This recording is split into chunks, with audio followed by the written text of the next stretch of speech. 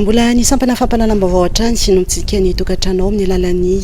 fandarana mahenika amin'ity aliny fa 14 ny volana marsa 2024 ity manatitra ny araba indray tompo kilasy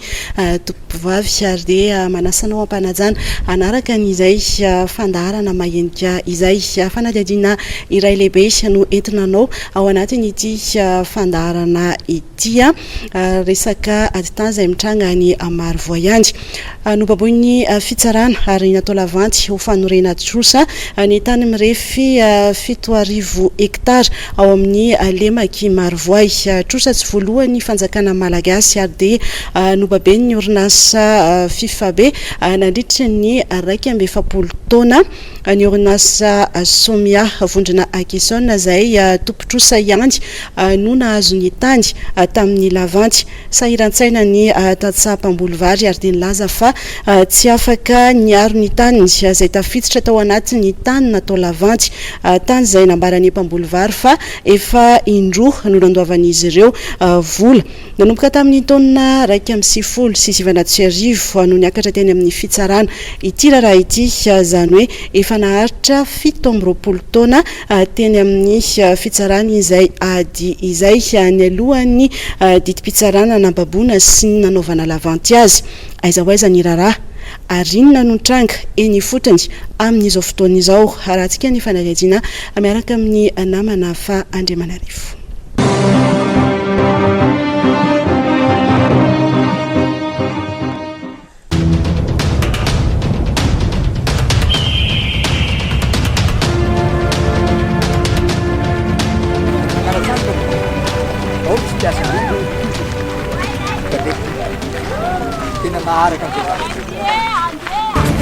Tao anatin'ny alahelo sy fahatairana no nandraisan'ny tatsapam-bolovary eto marovoay ny vaovao ny laza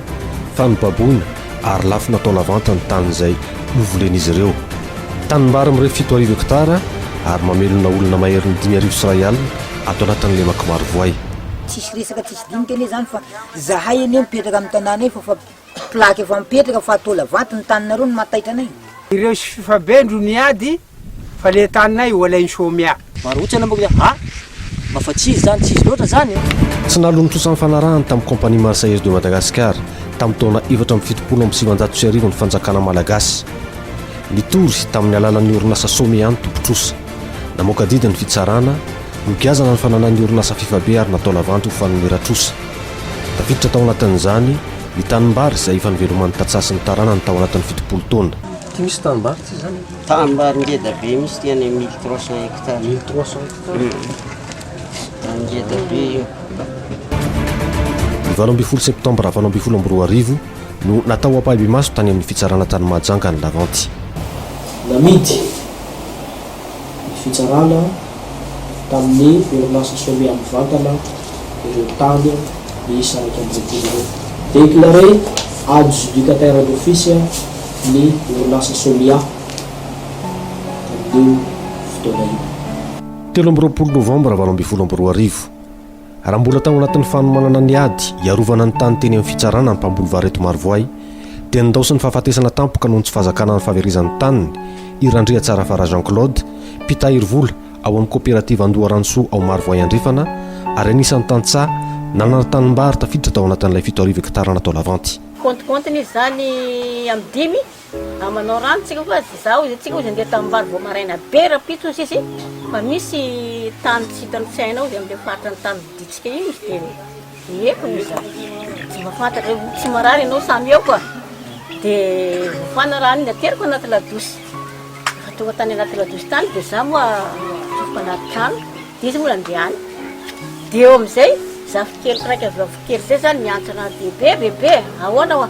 i daday iny eo tsy misaika fa mipetraka anaty ladosy la matsara be pe andesy mipetraka ao maninona hoa bebe tsy misaika ozy izy tena fa ao anaty ladosy eo izy tena fa mipetraka fotsiny izy la matsara be mipetrahany eo dia lasa moa zany amonjy tapoko jireko ty fa izy sahiran-tsaina raha matoa Celestine amin'izao fotoana izao satria tsy fantany mazava izay mety hafarany reto tany niarahana izy mivadiny ary nahafaty any Jean-Claude vadiny. Tany nay zany hoe fa hoe mba fa maintso pilalo antena zany le izy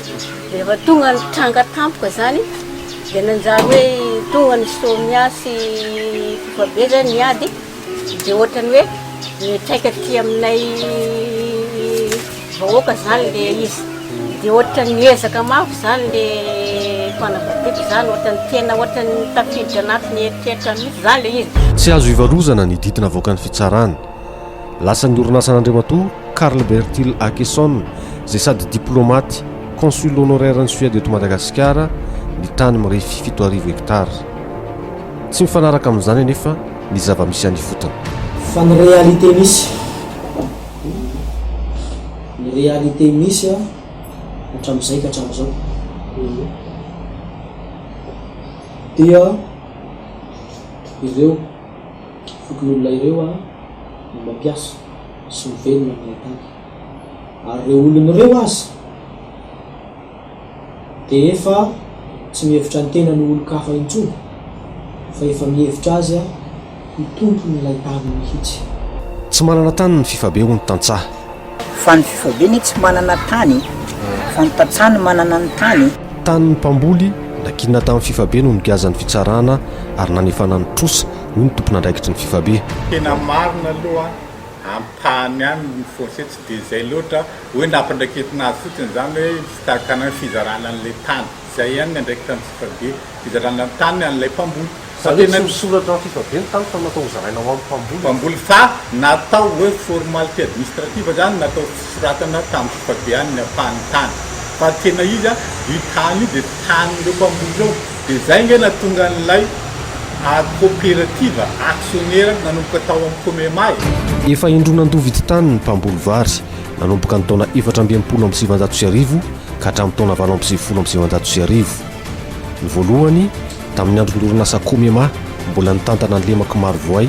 izay nanefa navidy tany tsikelikely tamin'ny alalan'ilay ampaha-efatra ny vokatra isaky ny hektara isan-taona isam-batan'olona. Ohatra hoe zany mampakatra ataontsika hoe fa 10 tonnes dia ny 10 tonnes zany menan'ny fanjakana. Enikezaka zay amin'io satria ho azonay le tany dia fainay le ampaefatra. Ity tahirikevitra ity no antsony tantsaha hoe laissez-passer izay nampiasan'ny mpamboly vary isam-batan'olona nandrotsahana tsikelikely ny vidin'ny tany. Karaha mbola misy olona mba manana boky tany karaha tany foana manamarina zany la laissez-passer tsika tsy anaiky fa tsika sitrany dia conduit tsy anaiky an'izany na inona ataoreo na inona fa io zavatra vanividitsika fa ny zavatra ny fototra ny fividianantsika anazy manazava ny tsy mbola misy ka dia tsy ekeky itsika zany zay no nataony tamin'ny fivoriana zay raha fa nisy fivoriam-be tao. Inona moa le hoe laissez-passer? Taratasy manamarina ny fananana an'le tany anefanao an'le ampahany. Ay taratasy nandrotsahana an'le ampahany. Vao marina nandritra ny fanadiadiana fa nisy mihitsy ny tantsaha izay efa nandoha vola mihoatra ny tokony ho izy tamin'ny vidin'ny tany nampiasainy na ilay antsoina hoe trop perçu. Janona ny anna satria hoe vita ny vidy tany kanefa ozy misy ny tafahoatra misy ozy ny tsy nahavita mbola tsy ampy ka inona ny oeranareo ny tsy nahampy ho fenoana amin'le tafahoatra ve sasa mbola andoy ihany le tsy nahaefa raha ohatra anareo fa mifanaiky fa hoe aravina izy io dia vita ny vidy tany fa raha tsy mifanaiky anareo dia mbola tsy vita dia nalaiky dolo ny mpamboly rehetra fa tsy zany hoe ny fameno tao zany le izy. Ny taona 27,700 no vita tanteraka ny fandoavana ny vola vidy tany araka ny fanazavan'ny tantsaha. Ny fanarahana fa nisoratana tamin'ny orinasa fifabe aloha ny tany navadika tamin'ny coopérative izay vao navadika tamin'ny anaran'ny tantsaha-mpamboly tsirairay. Miala avy amin'ny kainina izy nandeha amin'ny Comema nandeha amin'ny coopérative dia teo zany izy miantona teo. Teo no nitranga ny olana nisy antota taratasy ara-panjakana ny ilain'ny coopérative saingy voalaza fananjavona ary potika tao amin'ny biraon'ny orinasa fifabe.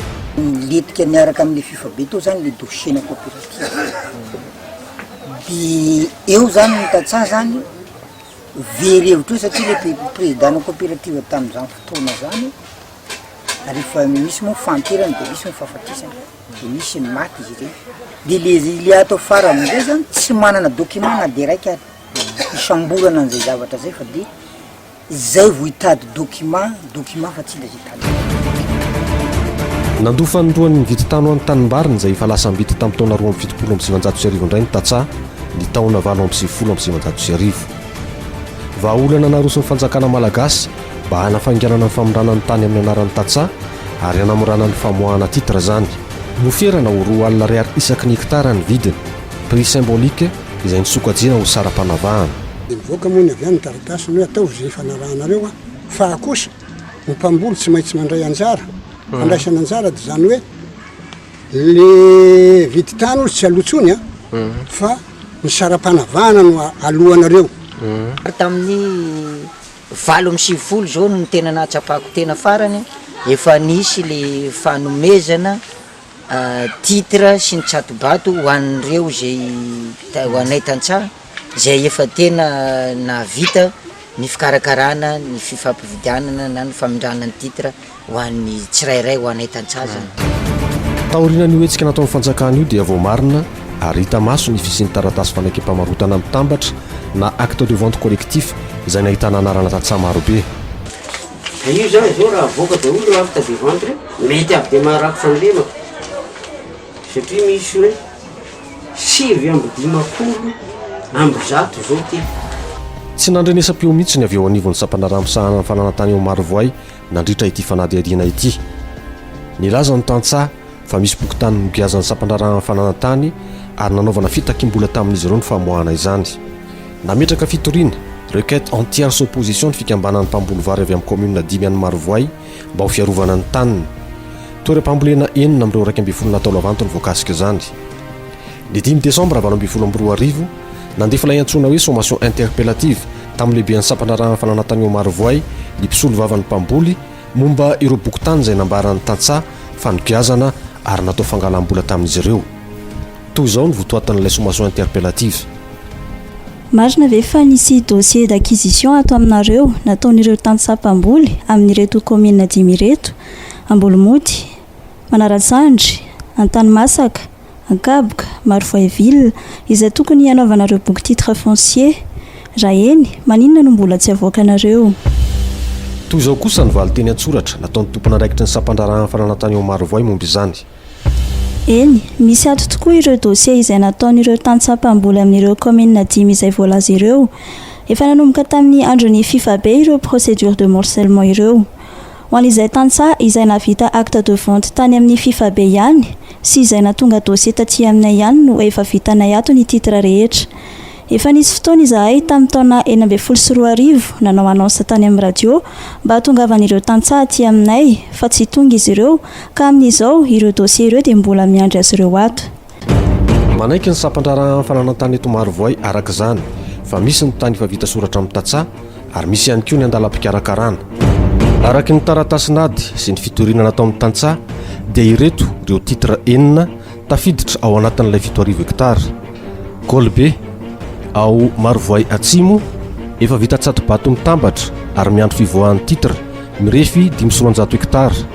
Gol ao Manaratsandry efa vita tsatobato mitambatra miandry ny fivoahan'ny titre ihany koa mirefy 310 hektara.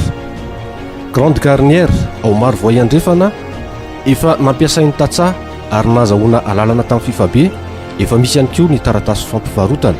mirefy 510 hektara. Caïman ao Andranondaka ao Ambolomoty efa misy fanakempivarotana saingy mbola voatazona miandro soni ao amin'ny fifabe tsy fantatra ny velarany. Concession touche 2 ao Maroala efa vita tsatobato mitambatra ary miandra ny fivoahan'ny titre tsy fantatra ihany koa hatreto ny velarany. Ary farany Maurice 2 ao Ankaboka izay efa misy taratasy fanakempivarotana tamin'ny fifabe mirefy 520 hektara. Raha tambatra izany farafahakeliny 5,903 hektara amin'ilay 7 hektara natao lavanty no takiany Tantsaha iverina aminy. Ninina tsy navoaka ve ny momba azy ireo mba ahazahoana manamora ny fambaboana azy niaraka tamin'ny fananan'ny orinasa fifabe izay natao lavanty? Iza no mahazo tombontsoa amin'izany? indro ny verenana natao amin'ny sampanarahany fananantany eo maro voay nandritra ny fanady adiny atahana valy ny momba andro fanontanianareo saingy tsy nahitam-bokatra hatrany zany efa nafindra toerana ny lehibe any sampanarahany fananantany teo aloha izay mahalala tsara ny raharaha ho ny mpiara-miasa aminy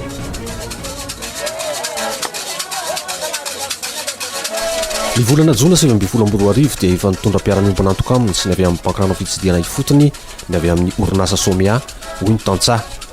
teo anatrehan'izany miay any mpamboly fa natao ny orinasa somia antoka azahoana vola amin'ny banka ny tanimbarin'izy ireo taoriana ny fidirana ifotony dia nanaiky nandray anay ny tompona andraikitry ny orinasa somia ary nangatahana fanazavana momba izany tsy mbola tao anatin'ny heritreritra aloha no nametsaka niny ny tany no atao antoka tsy voatery izany koa ny tsy voatery izany satria rehefa misy mpiara-miombrantoka rehefa mino anao mpiara-miombrantoka aminao tsy dia sarotra angamba ny fitadiavana financement araka ny farady adina dia ampiasain'ny orinasa somia mitetika sagoavana antsoina hoe GPI somia ilay tany 7 hektara tetika asa ampiasana velaran-tany midadasika ary mifameno amin'ilay vina ho fanatrarana ny fahavitantena ara-tsakafo eto Madagasikara omena sehatra ao anatin'izany ny tanora zanaky ny tatsazana vita fianarana malaza moa zany le occupation fa izay indray ny ano ny occupation zay fa any misondro rurale zany hoe le zanaky ny tantsara ilay nahita fianarana voavoaka tamin'ny école reny ny iarahanay miasa anaovanay ny vitrine nosona reny momba ireo tanin'ny tatsaza tafiditra ao anatin'ilay 7 hektara indray dia toy izao ny valitenin'ny orinasa somia ohatra vomaro amin'ny ara-dalàna fa azo tokoa le tany vidiny tamin'ny fifa be tamin'ny mbola fifa be tompony ny tany dia tsy hitanay zay olona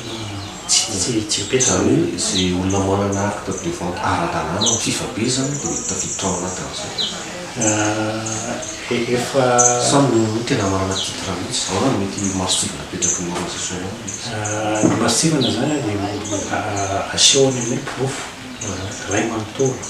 mahazy ara-dalàna ny tany ny fifanarana ara-barotra ny nandoavana ny vola sy ny rehetrarehetra karakara fino zay tsy dia hitany loatra zay olona hoe andavanay ny titre zay fantatra efa io ary zay koa sarotiny amizay zay koa manana titre anaty zany dia sarotiny mihitsy zay hoe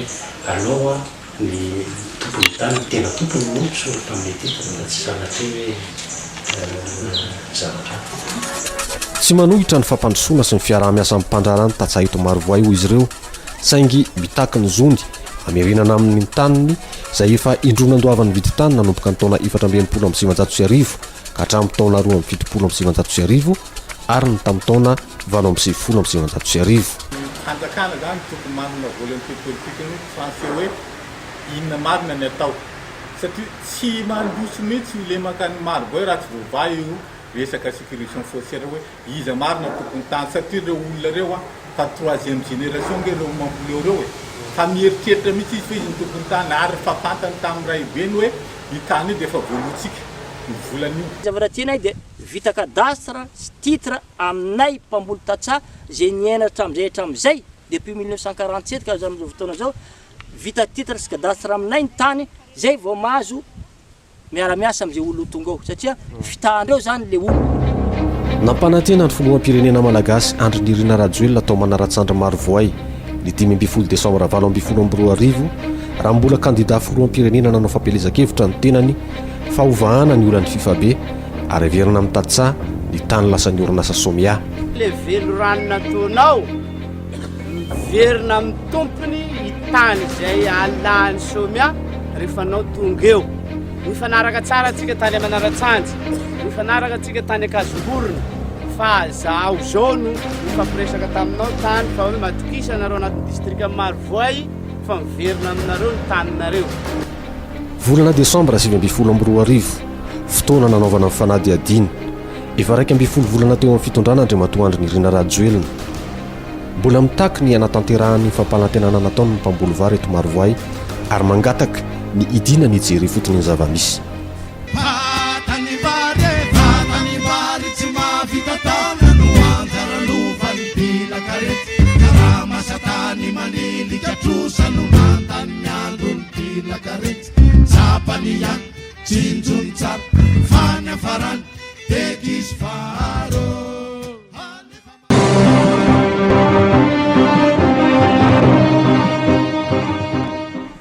zay no mahakasika ny fanadihadiana momba ny varodro tany zay mitranga ny maro vahiny manana vahiny sika amin'ity Takariva ity dia tsy izy izany fa namana Fandriamanarivo izay marina moa fa nanatotosany ny fanadihadiana iny. Miarabanao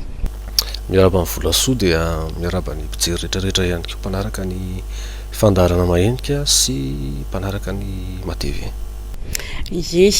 malina dia malina tokoa le fanadihadiana zavatra hita fa tsikaritra atao anatin'izay anefa dia somary nolalovana kely fotsiny le resaka hoe trosa izay natonga ny fanababona ny tany nefa raha fa tena diniana le izy dia any mihitsy mifototra le olana. Ina natonga an'izay zahoaiza manodidina zay ny resaka trosa tokoa ny tena fototra ny olana vola soa tao anatin'izy iny satria raha nalohan'ny fanjakana ny trosa ilay vola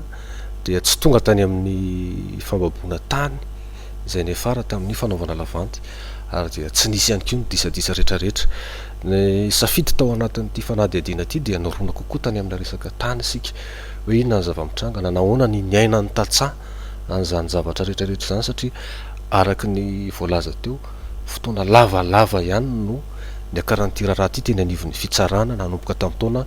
1.790 ary hatramin'izao dia mbola io resaka tany io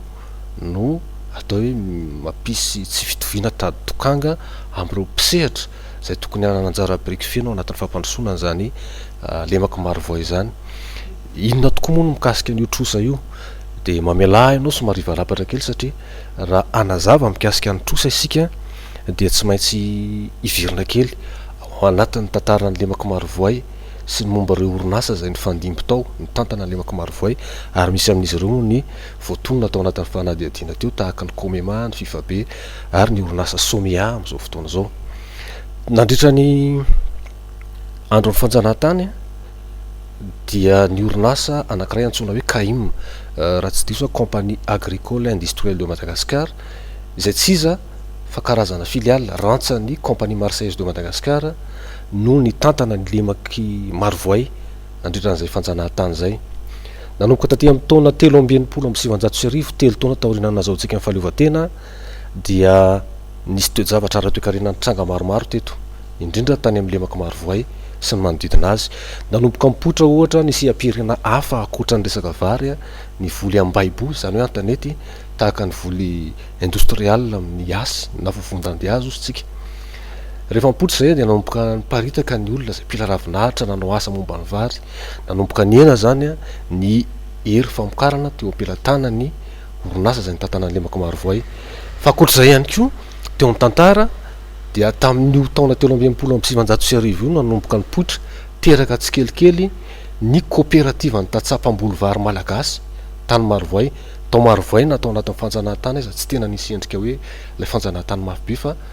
no tambatambazana mikenakenaina zany ny herim-pamokarana satria tombontsoa be dehibe ho an'ny orinasa izay mitantana azy zany. Rehefa nanomboka nipoitra izay rehetrarehetra izay dia nanapa-kevitra ilay orinasa CAIM ny resantsika teo nampiato ny asany izy dia niato tamin'ny asany zany ny CAIM ilay filiale ny Compagnie Marseillaise de Madagascar. Ny volana avril 4.790 zany hoe ny taona nanaraka an'io dia nitsangana ny orinasa azo lazaina hoe orinasa malagasy voalohany izay nitantana ny lemako maro voay. Io orinasa io natsoina hoe Comité pour l'expansion économique de maro voay na Komema izay voatonona ao anatin'ny fanadihadiana. Rehefa nitsangana ny Komema natanjaka be nanana reny volatra any amin'ny 50 tapitrisa iray mbilanja tamin'izany fotoana izany ary ny tena nampiavaka azy dia azo lazaina hoe orinasa gasy izy na dia teo raha ilay sata hoe société d'économie mixte ny Komema satria dia ny tantsaha tamin'ny alalan'ny coopérative ny tompony petrabola betsaka indrindra tao amin'izany Komema izany raha tsy tanisa fa tsy ny hoe coopérative polyvalent tany amin'izany akaboka eo ampitanrehefa maro voa izany ny ukafra vovonana hitambarana coopérative misy 1.20 anoany.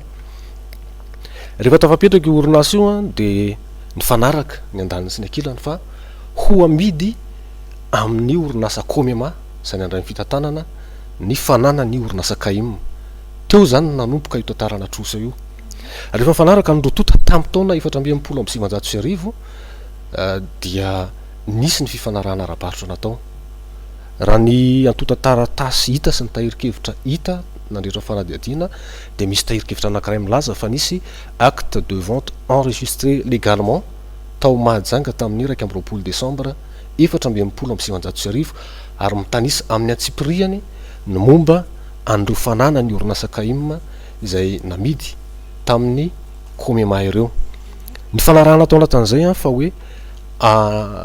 alotsy kelikely araka ny fanadihadiana natao dia hoe alotsy kelikely mandritra ny 10 taona amin'ny alalan'ny vidiny vary zay naondratsika tany ivelany ny volan'ny orinasa kaim vidiny ro fananany zay nalain'ny komema ireo zava-nitranga taty aorina 10 taona ty aorina tsy fantatra inona aloha no nitranga tao anelanelany hatreto satria tsy tena nirona tao ny fanadihadiana fa mbola baraingo le izy ny 1 jona 477 ndray dia nisy ny fifanarahana teto ambany masotsika ty ny dika mitovy fifanarahana izay ny fanaovana teo amin'ny fanjakana malagasy sy ny compagnie marseillaise de Madagascar lay mpiainy kaim tamin'izany fotoana zany io noverina taty amin'ny 1974 io na 470 dia nisy ny fifanarahana mbola nakasika indray mandeha ny famarotana ilay fanana ny orinasa kaim zay lasa ny orinasa komema ato anatin'ity fifanarahana ity zany dia fifanarahana ny fanaovana fanjakana malagasy andaniny ary ankilany dia ny vondrona orinasa ao anatin'ny compagnie marseillaise de Madagascar nanao soniny fifanarahana tamin'ny anarana fanjakana malagasy tamin'izany fotoana zany ny docteur Emmanuel Rakotovahiny zay ministra ny sahana ny fampiroboroboana ny eny ambanivohitra sy ny ministra Albert Marie Ramarson zay ministra ny sahana ny toekarena sy ny vola tamin'ny fotoanandrony zany hoe taona 470 zany tao anatin'ny gouvernement taramanatsotsika tamin'izany fotoana zany dia ity convention ity zany convention du 11 juin 1974 no namariparitra indray hoe ahoana ny fifanarahana amin'ny famarotana an'ilay fanana ny orinasa kaim zay lasany komema mety lafiny anankiray zay fa nivarodro nyresahana tamin'ity dia le makasika ny taniny tatsaha mbola hidirantsika angambo zay rehefa aveo fa ty zany mba hampazava amin'ny mpanaraka antsika hoe ahoana ny tantaran'io trosa io araka ny fanontanianao hoe raha tsisy trosa tsy nisy ny olana rehetrarehetra dia ato anatin'ity fifanarahany 11 juin 1974 ty no mamariparitra hoe inona daholo ny fanarahana amin'ny resabola ny resam-pitaovana ary mbola niditra tao anatin'ny fitantanana satria dia nandolo saram-pitantanana ihany koa ny fanjakana malagasy sy ny fifabe tao anatin'izany tantara rehetrarehetra zany ato anatin'izy ity misy article anankiroa angamba ny tena manazava tsara an'izay ny article na andinin'ny faharoa anatin'ny fifanarahana zay milaza ny amin'ny hoe momba ny vidin'ilay fanana ny orinasa kaim mitovy lanja na mitovy santa amin'ny vary milanja 9 sy ray alina taona any amin'ny article 5 amin'izy ity indray dia milaza satria mbola nandray anjara tao anatin'ny fitantanana nanao encadrement technique sy ny sisa ny orinasa kaim zay niovanarana ho somiata ty aorina dia mbola misy saram-pitantanana tokony naloha ihany koa zay mitovy sanda mitovy amin'ny vidina vary 4 sy ray alina taona tamin'izany fotoana zany tamin'ny fotoana nanaovana soniana izy ity ireo vola no sandaina amina vidim-bary reo zany no voalaza fa tsy voaloha araka ny taratasinady sy ny fitoriana nataon'ny orinasa somia dia nanomboka ny taona 770 ny fanjakana malagasy no nanapaka ny fandoavana an'izay vary zay tsy ditra lalina hoe inona ny antony fa mbola fanady adina sy tantara lavabe manokana ihany koa momba an'izay hoe tsy te andovy ny fanjakana sa nisy disadisa ave tao fa tonga hatrany amina fifanarahana raisam-pireneny hoe naninona tsy navita nanondrana vary tsika ary tsy navita nandohany vola io fa ho ajanontsika mitokana aloha iny nanomboka teo amin'ny taona 770 io zany no tapaka ny fandoavana ny vola fa misy tsy azo dinganina ary tsy azo adonona ihany koa satria orinasa kaim sy komema no nresahantsika teo hatramin'izay fa maninona misy orinasa fifabe sy somia ty aorina nisy fiovana anarana tao zany ny taona 3 amby sivanjato sy arivo volana desambra namoaka didy ny fanjakana malagasy tamin'izany fotoana zany. Didy milaza hoe ny orinasa vahiny na kompania vahiny zay manana tany midadasika ary mampiasa tany midadasika eto Madagasikara dia tsy maintsy manana fohy be eto nanomboka tamin'io fotoana io. Teo zany nitaitra ny compagnie Marseillaise de Madagascar satria ny tany compagnie Marseillaise de Madagascar zany midadasika zany raha Madagasikara aoka tsy ho adino fa tsy maro voarery. Compagnie Marseillaise de Madagascar nanana n'ilay antsoina hoe CCC mpikirakira ny resaka kakao ao ambanja. Izy ihany koa nanana ny tany midadasika nanaovana volontaretra concession nationale any amin'ny faritra atsimo Amboasary atsimo ary ny Tomaro voay ny farany. Teo anatrehan'ilay didina voaka ny fanjakana malagasy tamin'ny 3 amby 70 amby 700 dia nanapa-kevitra ny compagnie Marseillaise namondrona n'ireo zanajanany kely ireo izy dia nakafohy be toerana anankiray teto Madagasikara tao Mahajanga dia nanomboka teo rehefa natambatra ireo fusion zany dia niova ny anaran'izy rehetrarehetra ka lasa hoe société malgache d'industrie et d'agriculture na SOMIA amin'izao fotoana izao ao anatin'ny vondrona Akesson. Nanomboka teo amin'ilay fifanarahana miverinaty foantsika tamin'ity 1 jona 770 amby 700 ity zany dia ny orinasa SOMIA amin'izay no nitondra azy. Ny orinasa SOMIA zany lasa tompotrosa tamin'izy ity satria izy no nanohy fitakinan'ny trosa tsy ivona ihany ny vidin'ny fananany orinasa CAIM tamin'izany fotoana sy ilay frais de gestion na sara-pitantanana satria mbola nanampy tamin'ny fitantanana niaraka tamin'ny FIFA be ry zareo. Ny FIFA be indray dia io ilay COMEMA fa taty amin'ny volana septembre tsy tadidiko tsara fa tao anatin'ny taona 4 amby 70 amby 700 dia nanapa-kevitra ihany koa ny tompo mipetra-bola tao anatin'ny orinasa COMEMA tamin'izany fotoana fa niova anarana ho FIFA be. Nanomboka teo zany dia lasa mipetraka ilay tantara hoe ny trosan'ny orinasa SOMIA tsy nalohan'ny FIFA be sy ny fanjakana malagasy satria tsy tokony ho adino fa tamin'ny anarany fanjakana malagasy no nanaovana soni an'ity fifanarahana ty. Zay zany ny atao hoe loharano ny poiran'io trosa io zay tsy voaloha ra-potoana tamin'ny fanarahana efa tafakatra teny amin'ny tribunal ny 1 amby 70 amby 700 ianao teo nivoaka ny didy tamin'ny 2 amby 70 amby 700 efa voasazy andoha onitra sy andoha lamandy ny orinasa FIFA be sy ny fanjakana malagasy fa tsy voaloha io vola io, tsy voaloha ny vola raha tsy tonga taty amin'ny taona 7 amby 10 amby 2 volana septambra nanapahany fitsarana fa atao lavante ny fananany FIFA be izay natafiditra ny tany izay misy efa volen'ireo tantsara io idirantsika lalindalina kokoa ny amin'izay rehefa avy eo. Zay zany le tantara amin'ny ankapobeny. Efa niresaka lavanty ihany ianao zavatra hitantsika tao anatin'ny fanadihadiana ihany koa fa dia ny orinasa SOMIA ihany no nahazo an'le anina sy ny tany tao anatin'izay lavanty izay. Mety hoe nisy resaka ambadika ve tao anatin'izay sa hoe ahoana tsisy mpividy hafa nangataka hividy an'le tany ve sa ahoana?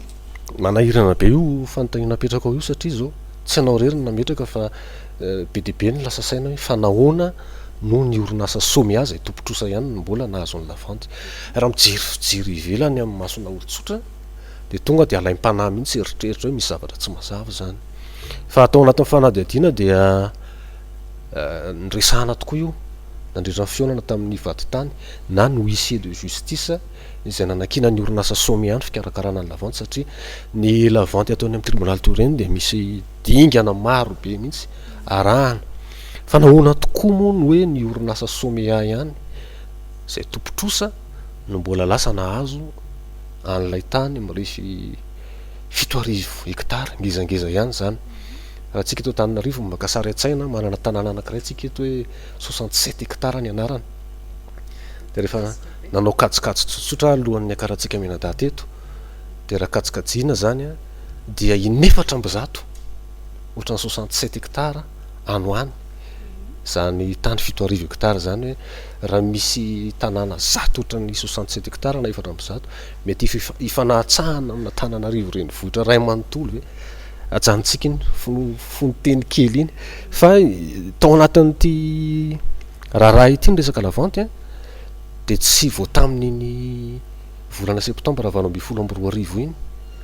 no nisy lavanty fa efa nisy didi-pitsarana nampanao lavanty tany aloha tany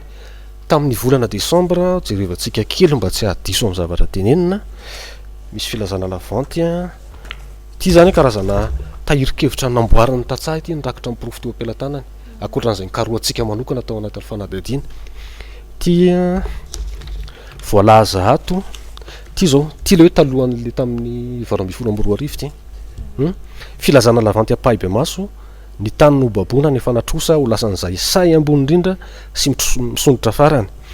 datan'ity zao 20 décembre 2024 efa tamin'ny 20 décembre 2024 zany nefa saika natao lavanty voalohany io tany io fa tsy raikitra satria tsika nyteny teo mbola tantara be ny tao anatin'ny ady teny amin'ny fitsarana ny akanidina taty amin'ny 2024 vao tena vita ilay lavanty nahoana noronasa somiany nahazo azy voalohany indrindra ity tantara ity de efa naoraka be ary be de be ny olona nafantatra azy araka ny fanazavany huissier de justice na ny vatitany zay miara-miasa amin'ny orinasa somia de isan'ny antony anankiray tsy nisy ny olona nasandry vidy dia ny fahafantarana fa tany misy olana io satria zany nafantatra ny olona sasany hoe misy tatsao misy olona efa miaso ao na lay filazana lavanty aza tamin'izany fotoana zany a rehefa nijerevana misy 2 nisan'ny reto titre reto reo titre reto tsy niovatra ty amin'ny 2024 fa reo ihany natao lavanty a de mahita tsika fa misy titre zao ato a misy velarana mazava ohatra ty ty zao ohatra hoe concession touche comema tamin'ny 2024 ty de mipetraka mazava ato hoe 1.7 hektara ohatra mahery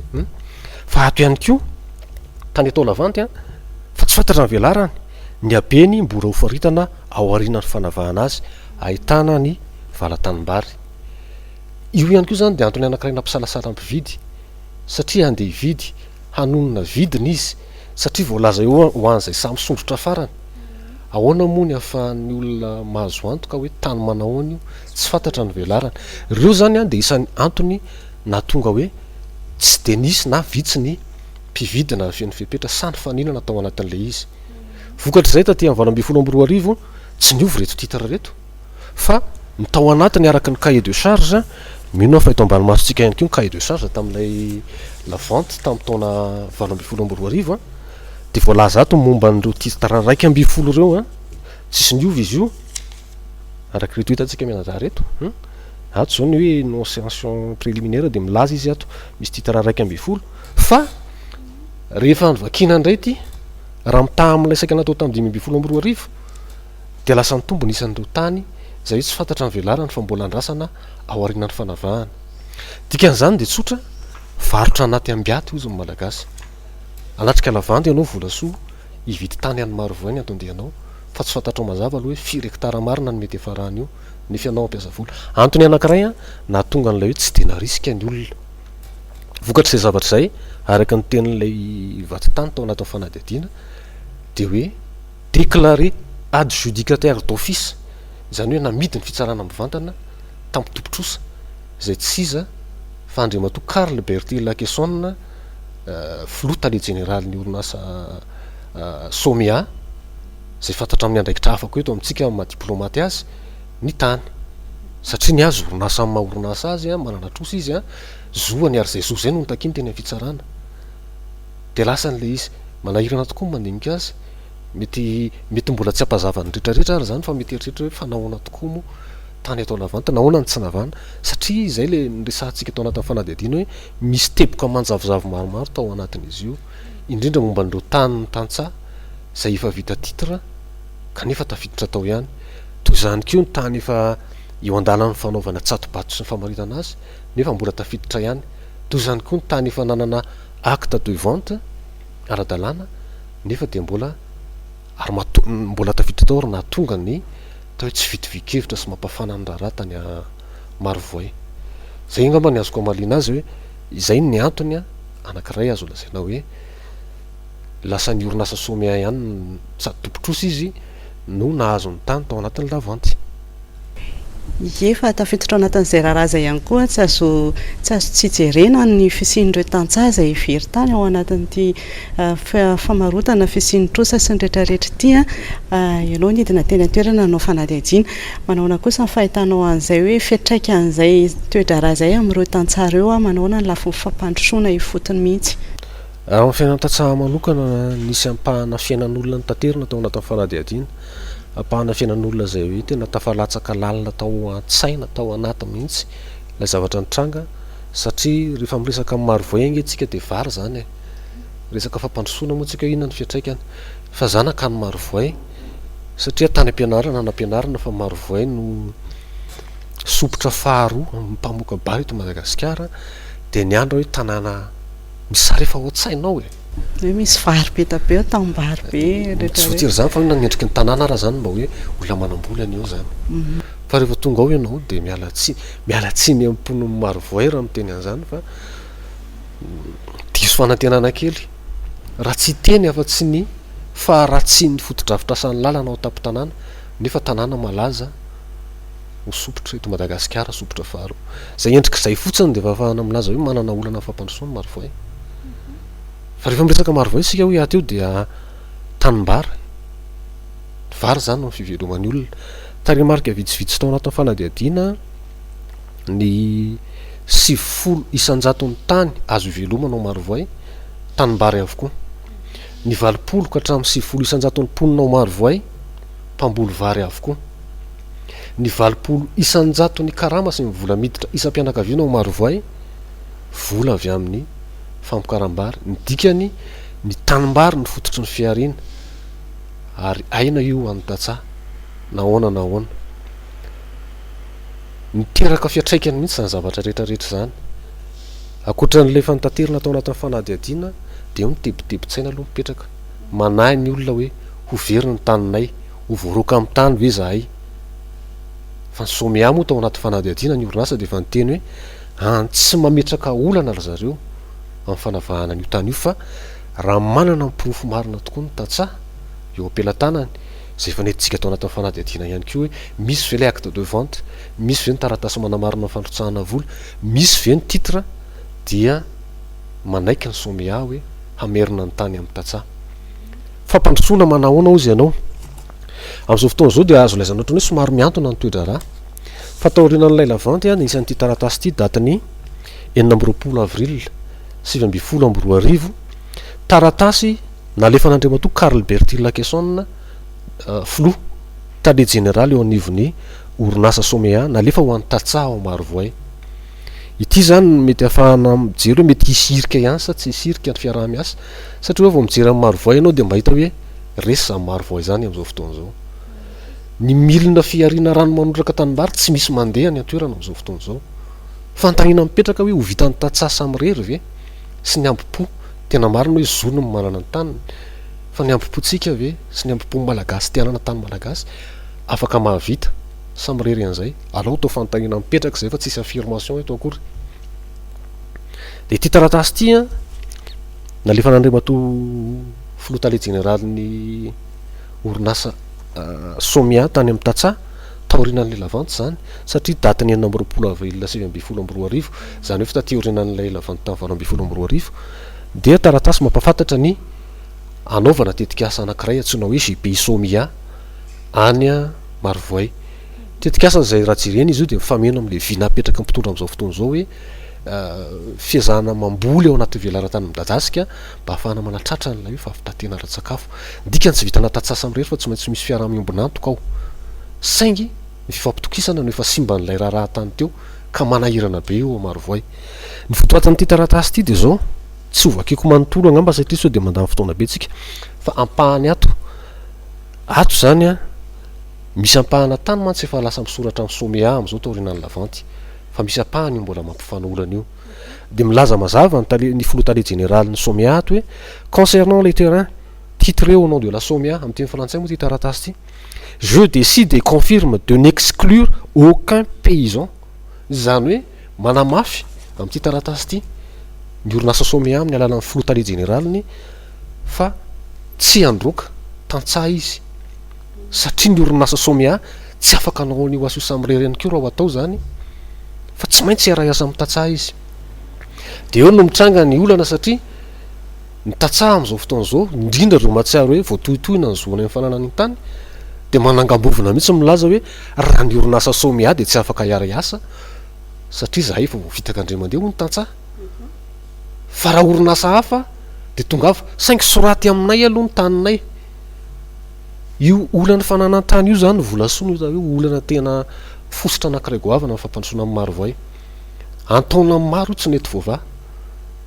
antaona maro be zany hoe na velombolon'ny tatsaha-tany nandalovany filoham-pirenena andry ny Irina Rajoelina raha mbola candidat izy tamin'izany fotoana zany velombolon'ny tatsaha tamin'ny manara-tsandro sy akazomborona satria hoe raha lany ny filoham-pirenena dia hojereny manokana ny olana fivabe voatonona mihitsy moa ty resaka somia ty fanontaniana saika ao apetrako mihitsy teo manaraka mikasika an'izay satria nisy mihitsy tao natao fanadadiana fiantsoana filoham-pirenena hoe nisy ny promesse nisy ny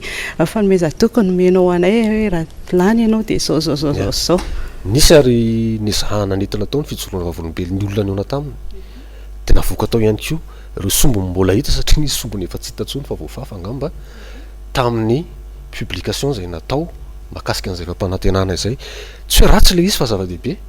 saingy manontany zany sika hatreto hoe aiza hoe zany fanatanterahana satria zava-dehibe io zany raha tsy mipetraka araka ny tenin'ilay administrateur général na fivabe tao anaty fanadadiana hoe raha tsy miva ny olana io fananantany io maro voay de anahirana io tsika tsy mirary loza fa hoe mety sanatriavina tonga any amina fifandonana ve ary efa nisy zany teo tsy maro voay ihany angeny nisy olo anatra an'io fa tany Batondrazaka tany koa tamin'ny andro taona maromaro lasa zay de nisy an'izany ary nefara tamina Ramandrika izay no ezahana soroana ary ozy ny malagasy hoe ny varavarana nakatona mora voana ny teny nomena mora tsaivina ary mihitsika fa olo-kendra ny filoham-pirenena mandray ny afatry reny de mba hitodika misimisy kokoa izy amin'ny famahana olana mba tsy atonga ny maro voay hoe anara-tsy very sisa izany masopotra faharoa azy eto Madagasikara zany. Ie makasitrika ny namana Fandriamanarivo nitondra an'izay fanadadiana sady nitondra ihany koa fanampanazavana izay makasitraka nareo izay nanaraka fandarana tany tokantrano sy tany amin'izay toerana rehetra nahitanareo izay fandaran'izay ihany koa dia mametraka ny veloma mandrapitafa indray. Veloma tompoko.